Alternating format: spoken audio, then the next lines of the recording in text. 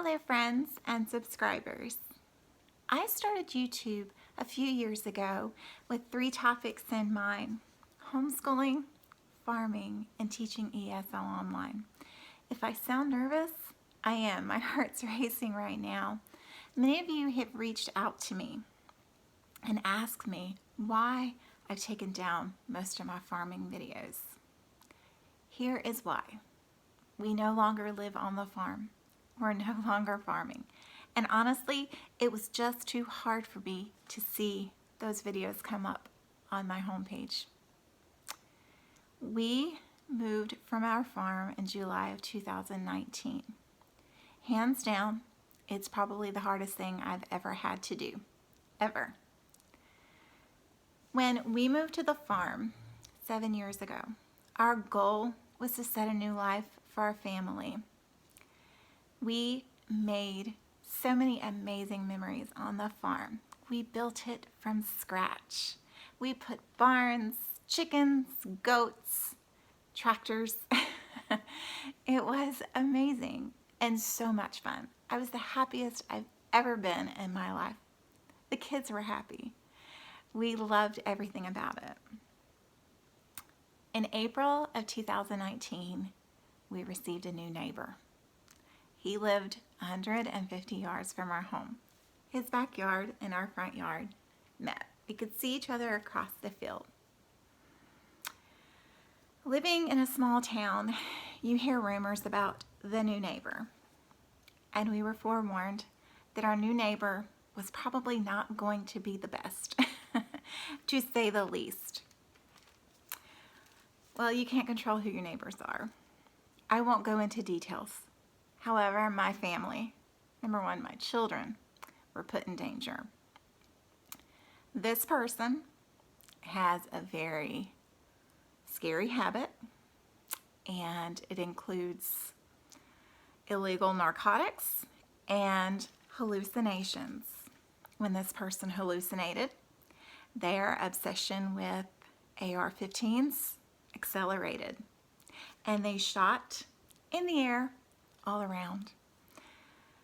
One afternoon, one of the bullets landed on our property where my children play. Thankfully, my children are inside doing school. It was extremely hard. Police were called many times. No results. As the weeks went on into May, my son, my 12-year-old at the time, came up to me. We were all outside. It was in the mornings. We kind of sheltered our place inside. When this person was awake and out and going and shooting and doing whatever they were doing, we sheltered inside. We went from having acres and ponds and fun to being huddled up in a house, except in the mornings when we were doing our farm chores. When we would get out in the mornings, we would walk and take care of our animals and take in just the beauty of the farm, trying to soak it in, trying to go, you know what? We're still going to live our lives. We're going to live our lives. We're going to have to be safe. My 12-year-old approached me and said, "Mommy, there's something over here." Okay, well, it's in our driveway. I walk over and I find a hypodermic needle. Yes. So I called my husband. We discussed it, called the police, gave it to the police. I don't know whatever happened to that. We made the decision a year ago, May, right after Mother's Day, that we did not want to subject our children to this. This is not the life they deserved. They don't deserve to be scared to live next to a dope head. I'm just going to put it as honest as I can. We lived next to a dangerous dope head, and there was nothing we could do. We were helpless. We were absolutely helpless. So we made the decision to leave. What really did it after the hypodermic needle was one night the gunfire started. And when it started, it didn't stop. It didn't stop. And there were other people that, of course, when a dope head does dope, he doesn't do dope alone. He likes to have his friends, their friends to dope with. So one night, in the middle, I'd say midnight, friends got out there and started shooting guns. And we decided then, we packed up in the middle of the night, close to midnight, and went to stay with our family for a few weeks so things could calm down. And during that time, we solidified our decision to move from the farm, to give up everything we had built, everything we had purchased, the blood, sweat, and tears that we had, from building all of the pens and the fences for the animals, the chicken pen from scratch. We decided to give it all up. My children and our family's safety is number one. We had 22 animals at the time. We rehomed most of our animals. During that time, we decided that we didn't want to live in the country anymore. We didn't want to ever have this happen. So, following our heart, following God's guidance, we decided to purchase a home in a beautiful neighborhood on a golf course. The children, my oldest, my 15-year-old, absolutely loves golf. That was his hobby. And we thought, you know what, this is the perfect time. Let's do it. Let's leave this behind. It didn't come easy. I cried. I don't think I've ever cried that much in my life. I mourned leaving our farm for at least 6 to 8 months. I still do. If I see something online or if I go through an old picture with our animals, mostly I miss my animals. I miss my home, my little farmhouse. I miss looking out and seeing nothing but dirt roads and pecan orchards, and I miss that so much. But I miss my animals the most.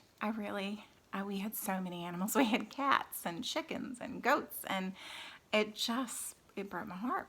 It broke my heart. It still does. It still breaks my heart. But like I said, I probably don't think I could have done this video until now. I don't think I could have done this video without breaking down 5 or 6 times. Thank you for your patience. Thank you for your understanding. Not many people knew what had happened. Some of you have reached out to me and asked me, why did you leave the farm? You loved it so much. And I did. And I still do. I still love the farm. But I am so blessed that we were able to find a beautiful home in a beautiful neighborhood. It's safe for my children. It's safe for my family. And we get to experience things we wouldn't have gotten a chance to experience out on the farm. So I have to look at the silver lining here. I have to look at, this is God's plan. And we never know why we are put in the situation that we are. And I didn't understand for months. I was like, why? Why did we do this? Why did we move out there? Why did we build it from scratch? And just to have it ripped away from us.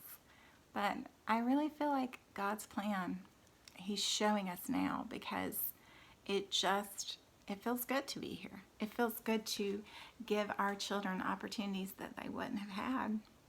I know 3 years ago when Connor was playing golf, I was running to golf courses in Macon, Perry, Dublin. It would have been wonderful to live right here on a golf course.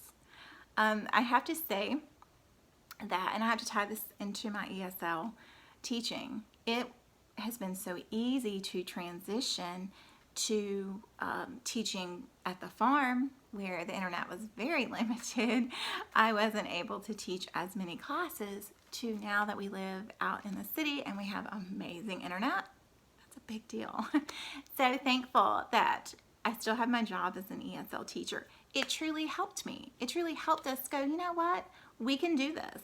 We can do a bigger home and a wonderful neighborhood. We can do this thanks to my job, my husband's job, but just the little income that I bring in teaching ESL, which isn't that little, but the income that I make, it helps. It has helped us. So I'm so thankful that I still have my job. I can take it anywhere I go. We're about 30 minutes away from the farm now. I can take it anywhere I go. And you can too. If you are looking for a change in your life, if you are needing, or if God is going, you know what, you're here, but I don't want you here. I'm just going to turn it upside down and I'm going to give you something new and exciting. Yes, It's going to be painful, but I promise you, if you have faith in me, I will prevail. And he did. He showed up and he showed out. I will show pictures of the home.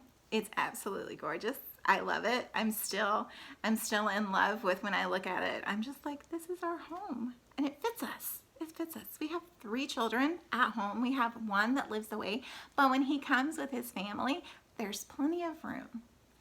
And I didn't realize how small our other house was until I had this. So again, there's a silver lining. I'm sorry that I started out kind of sad. I'm sorry that I took my videos down of my farm, but I just wanted to say thank you for hanging in there. If you have any questions, if I can help you start your homeschooling journey, your ESL journey, I'll be glad to answer some questions about farming, because I still love it deep down in my heart, and I have a few tips. Thank you so much. I hope you have a wonderful day. Thank you for taking the time to listen and to watch and to understand. Thank you for being there for me this entire year. God bless you, and I hope to see you all soon. And if you have any questions, please let me know.